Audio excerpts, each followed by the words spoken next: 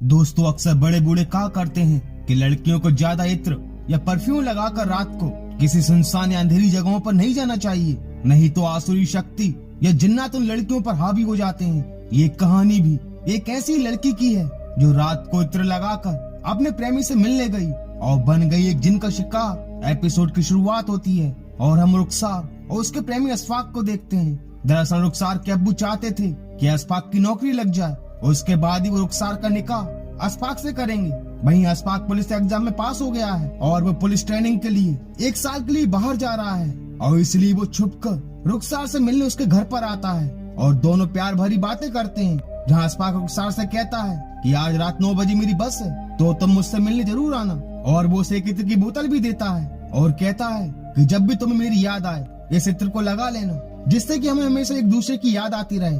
और ट्रेनिंग खत्म होने के बाद मैं खुद अब्बू से हमारे निकाह की बात करूंगा। और रुखसार जैसे ही उस बोतल को खोलती है तो मौसम अचानक से बिगड़ जाता है और एक अनजान साया उसकी तरफ आकर्षित हो जाता है। जहाँ रुखसार कहती है कि मौसम भी अचानक से खराब हो गया तो तुम कल चले जाना, पर अशफाक कहता है कि जाना तो आज ही पड़ेगा, मैं हमारी शादी के लिए एक और दिन बर्बाद नहीं कर सकता और मुझे कल ट्रेनिंग पर जो पहुंचना है। और तभी रुखसार की दादी की आवाज आती है और अशफाक वहाँ से चला जाता है। और उसी रात रुखसार अशफाक से मिलने के लिए काफी अच्छे से तैयार हो जाती है और अशफाक का दिया हुआ इत्र भी लगा लेती है। और तभी उसकी बहन साजिया कहती है कि आप आज तो आप बड़ी खूबसूरत लग रही हो, कहीं अशफाक मियाँ आपको देखकर ट्रेनिंग पे जाना ना भूल जाए। पर इत्र की खुशबू से दादी कमरे में आ जाती हैं और कहती हैं कि रात को इत्र किसने लगाया, लड़कियों पागल हो गई हो क्या तुम्हें पता नहीं कि रात को इत्र लगाने से जिन आकर्षित हो जाते हैं। अब तुम में से कोई भी रात को घर से बाहर नहीं जाएगा। पर क्योंकि दादी देख नहीं सकती थी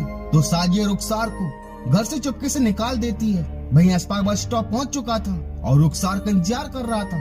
वहीं रुखसार भी बस स्टॉप के लिए रास्ते में थी, पर उस रास्ते में कोई भी उसे दिखाई नहीं देता। रास्ता बिल्कुल सुनसान और जानवरों के रोने की आवाज आ रही थी। रुखसार काफी डर रही थी और तभी उसे ठोकर लग जाती है और वो गिर जाती है, जिससे उसके चूड़ी उसके हाथ में लग जाती है और खून निकलने लगता है। वहीं बस के जाने का टाइम भी हो चुका था। जहाँ अयान, जो कि अशफाक का दोस्त था, वो एक ताबीज अशफाक के बाजू में बांधता है उसकी हिफाजत के लिए। पर अशफाक इन अंधविश्वासी बातों पर विश्वास नहीं करता था। वहीं जब रुखसार बस स्टॉप पहुंचने वाली थी कि तभी कोई उसको ऊपर पीछे से हाथ रख देता है, जिसे देखकर रुखसार के होश उड़ जाते हैं। वहीं रुखसार के न आने की वजह से अशफाक को जाना पड़ता है, पर तभी उसे रुखसार दिखाई देती है और वो चलती बस से नीचे उतर जाता है और वो रुखसार को आवाज लगाने लगता है। पर अयान कहता है कि वहाँ रुखसार नहीं है, तुम किसे आवाज लगा रहे हो, जाओ जल्दी। और अशफाक चला जाता है, पर अयान को उसी जगह एक काला साया दिखाई देता है। वहीं 1 साल बीत जाते हैं और अशफाक पुलिस अधिकारी बनकर लौटता है, पर आज भी वो रुखसार को याद कर रहा था। और तभी वो देखता है कि रुखसार दौड़ी उसके गले लग जाती है और दोनों एक दूसरे से मिलकर काफी खुश होते हैं। जहाँ अशफाक कहता है कि आज तो मैं अब्बू से हमारी निकाह की बात करूंगा। और तभी उसका दोस्त अयान आता है जो कहता है कि जनाब कहाँ खोए हुई हो, और रुखसार वहाँ से गायब हो जाती है। जहाँ अशफाक को लगता है कि शायद ये उसका वहम होगा। जहाँ अशफाक अयान से मिलकर काफी खुश होता है। जहाँ अयान कहता है कि भाई 1 साल तेरा कैसे बीता और कैसा है तू। और तभी उसे काफी भयानक आवाज आती है और वो सुनता है कि जिसका अयान जैसा दोस्त हो उसे किसकी फिक्र। और ये सुनते ही जब अयान अशफाक को देखता है तो उसके रोंगटे खड़े हो जाते हैं। वो देखता है कि अशफाक का चेहरा बदल चुका है और एक काला साया उसके ऊपर मंडरा रहा है। वो समझ जाता है कि यही साया उस रात भी उसने देखा था जब अशफाक ने रुखसार को देखा था, जब वो उसे बस स्टॉप छोड़ने आया था। पर तभी एकदम से सब कुछ नॉर्मल हो जाता है और दोनों चाय की टपरी पर चाय पीने के लिए चले जाते हैं। जहाँ अशफाक रुखसार के बारे में ही पूछता है, पर रुखसार का नाम सुनते ही अयान डर जाता है, पर वो उसे रुखसार के बारे में कुछ नहीं बताता। और अशफाक अपने पुराने दिन याद करने लगता है जब उसने गुंडों से रुखसार को बचाया था और धीरे धीरे दोनों के बीच प्यार बढ़ने लगा। दोनों अक्सर मिला करते थे। जहाँ रुखसार ने अशफाक को एक काला धागा भी बांधा था और जब वो ये सोच ही रहा था कि तभी एक काली बिल्ली उसके ऊपर गिर जाती है और उसके हाथ में खरोंच आ जाती है, जिसे देखकर अयान कहता है कि भाई चल पीर बाबा के पास चलते हैं। काली बिल्ली का ऐसा हमला करना आने वाले खतरे की चेतावनी है। पर अशफाक कहता है कि तू भी न कहाँ की फालतू बातें करता है, पहले मैं रुखसार के घर जाऊंगा, अब्बू से उसका हाथ मांगूंगा और अपनी नौकरी की खबर दूंगा, तू देखना अब्बू मुझे मना नहीं कर पाएंगे। पर अयान उसे समझाता है कि रुखसार के घर मत जा, अब ना तो उसके अब्बू से मिल पाएगा और ना ही उसकी दादी से, क्योंकि उन दोनों का इंतकाल हो गया है। ये सुनते ही अशफाक टूट जाता है और तुरंत रुखसार के घर चला जाता है और दरवाजा खटखटाता है, पर कोई भी दरवाजा नहीं खोलता। वो काफी आवाज भी लगाता है, जहाँ अयान कहता है कि भाई चल यहाँ से, अब कोई फायदा नहीं है, हमें यहाँ नहीं आना चाहिए था। पर तभी अशफाक को अंदर से किसी के सिसकने की आवाज आ रही थी और तभी पास की बूढ़ी औरत वहाँ आती है, जो उन्हें यहाँ से जाने के लिए कहती है और बताती है कि यहाँ से कोई बाहर नहीं निकलता। और तभी उस बूढ़ी औरत को कांच में चमकती हुई आंखें दिखाई देती हैं और वो कहती है कि चले जाओ यहाँ से और दोबारा मत आना।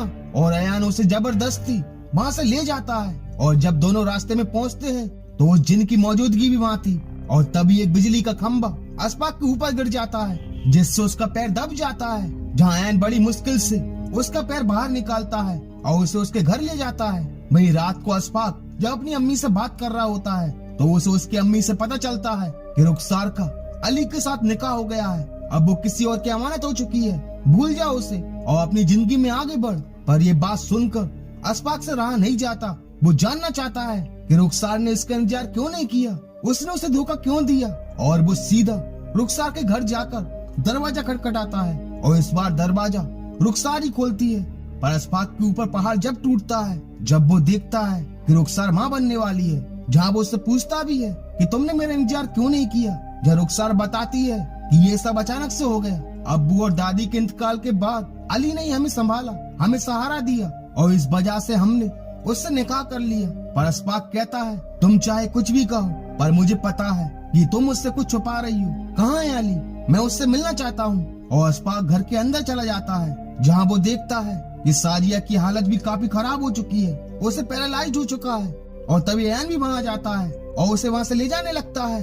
पर तभी साजिया एक कागज अयान की जेब में डाल देती है और तभी अली की एंट्री होती है, जिसे देखकर साजिया जोर जोर से कसकने लगती है।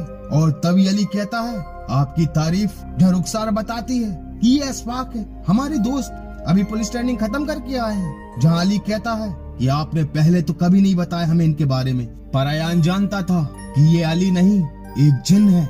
जहाँ अली कहता है कि रुखसार के दोस्त यानी हमारे दोस्त, आइए बैठकर बात करते हैं। पर अयान कहता है कि आज नहीं, फिर कभी, कुछ काम है। और वो अशफाक को वहाँ से ले जाता है और रास्ते में दोनों अपने अपने घर जाने के लिए अलग हो जाते हैं। जहाँ अयान देखता है कि उसकी जेब में कुछ है और जब वो उस कागज को पढ़ता है तो उसमें लिखा था जिन।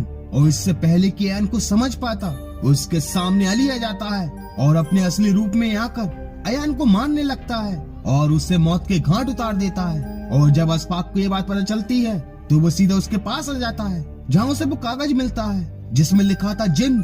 और अब उससे वो सारी घटनाएं याद आने लगती हैं जो उसके साथ घटी थी और जो भी उसने देखा था। और वो समझ जाता है कि अली का वास्ता किसी जिन से तो नहीं, भाई हम रुखसार को देखते हैं। जहाँ अली आकर कहता है कि आज हमारा बच्चा इस दुनिया में आने वाला है, तुम बहुत खुश नसीब हो जो हम जैसे बलशाली जिन की माँ बनने वाली हो। वैसे तो हमें इंसानों से नफरत है, पर उस रात तुमने इसी तरह से हमें अपना आशिक बना लिया। और जब आज रात हमारा बच्चा पैदा होगा तो वो काफी शक्तिशाली बनेगा और उसके बाद तुम्हारी बलि दे दी जाएगी। अब चलो, लाल कोठी की मीनार में दाई माँ तुम्हारा इंतजार कर रही है और उसके बाद साजिया, मैं तुम्हारा भी इंतजाम कर दूंगा। और अली रुखसार को वहाँ से ले जाता है और उनके जाते ही अशफाक भी वहाँ पहुँच जाता है और किसी तरह घर के अंदर पहुँच जाता है, जहाँ उसे साजिया से पता चलता है कि दोनों लाल मीनार की कोठरी में गए हैं। और वो इशारे से अशफाक को संदूक की तरफ इशारा करती है, जहाँ उसे एक काली किताब मिलती है और वो वादा करता है कि वो रुखसार और तुम्हें कुछ नहीं होने देगा। और वो सीधा उस किताब को लेकर पीर बाबा के पास पहुंचता है, जहाँ वो बताते हैं कि उस जिन को ना तो कोई तलवार काट सकती है और ना कोई जहर मार सकता है, सिर्फ सूरज की रोशनी ही उस जिन के वजूद को खत्म कर सकती है। वही रुखसार काफी तड़प रही थी और वो जिन काफी खुश हो रहा था, जहाँ रुखसार बार बार अशफाक को पुकार रही थी।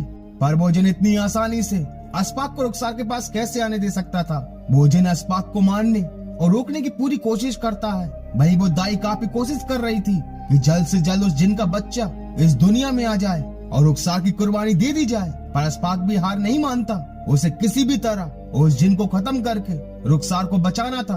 वो उठता है और आगे बढ़ता है, पर वो जिन फिर से उसे रोकने की कोशिश करता है और उसे मारकर बेहोश कर देता है। और सुबह होते ही जैसे ही सूरज की रोशनी अशफाक के धागे पर पड़ती है जो उसे रुखसार ने बांधा था, अशफाक को होश आ जाता है और वहाँ रखे कांच को लेकर कोठरी में जाता है और जैसे ही सूरज की रोशनी उन जिन्नातों पर पड़ती है वो तड़पने लगते हैं। जहाँ अस्पाक कहता है कि रुखसार हिम्मत करो और उठो, कमरे की सारी खिड़की और दरवाजे खोल दो, सूरज की रोशनी ही इन जिन्नातों को खत्म कर सकती है। पर वो जिन अस्पाक को नीचे गिरा देता है, पर तभी रुखसार भी खिड़की को खोल देती है जिससे वो जिन तड़पने लगते हैं और अस्पाक भी आकर सारे खिड़की दरवाजे खोल देता है जिससे उन दोनों जिन्नों का खात्मा हो जाता है और रुखसार के पेट से भी उस जिन का अंश नष्ट हो जाता है और दोनों एक दूसरे के गले लगते हैं। और इसी के साथ जिन्नात का बच्चा इस एपिसोड का दी एंड हो जाता है। तो मिलते हैं एक और हॉरर स्टोरी के साथ and thank you so much for watching this video.